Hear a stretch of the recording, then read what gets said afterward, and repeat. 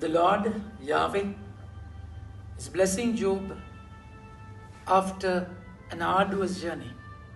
Hard, terrible, tormented journey. And He's blessing him in an enormous way. Yahweh blessed Job's latter days much more than the earlier ones. But then, after the journey. So, practically, Job lost everything. Everything. And he was an utter failure. Yet, he stayed in the connection.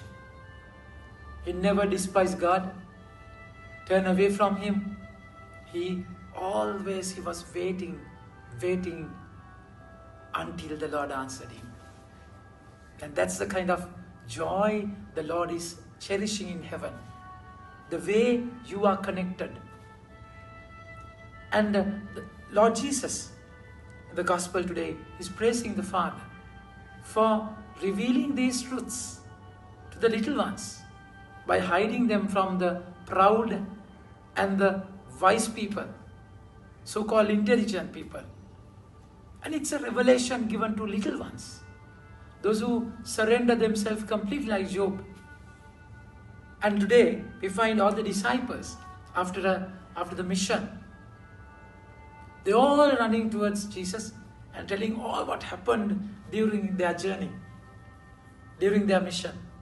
And demons are cast out and healing took place, miracles happened, the way they preach and all that. Like a child after school, come to the kitchen and before removing the shoes and changing clothes, they all jabber sometimes, isn't it? They all begin to tell all what happened in the school. It's a very sweet, childish thing. And disciples, we visualize the same thing. But then, that's very important. In prayer, you should converse with Him. The real joy does not lie in your execution of your mission, in your doing. The true joy lies in your sharing. All what happened when you begin to share with Jesus. And there, of course, He taught them how powerful they are, how He has clothed them with power to cast out demons, to preach, and no harm would happen in their mission. So in prayer, He will make you aware of the armor of God, the way you are clothed with power. But then at the same time, He balance the conversation, balance the understanding by saying, you don't have to be happy because of the power from above. You just be happy. That's for the mission. You do your mission correctly. That's perfect. But then you have to be happy because your names are written in heaven. You enjoy the relationship than your mission.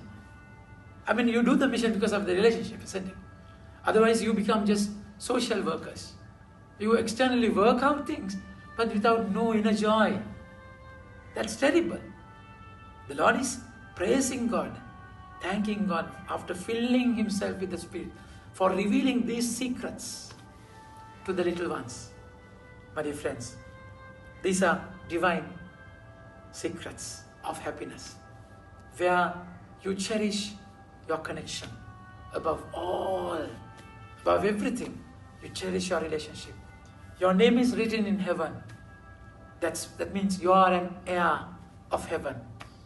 You belong there, and you have a heritage. You have a wealth there, and you are a divine being who live an earthly life. So that's where you have got to understand this.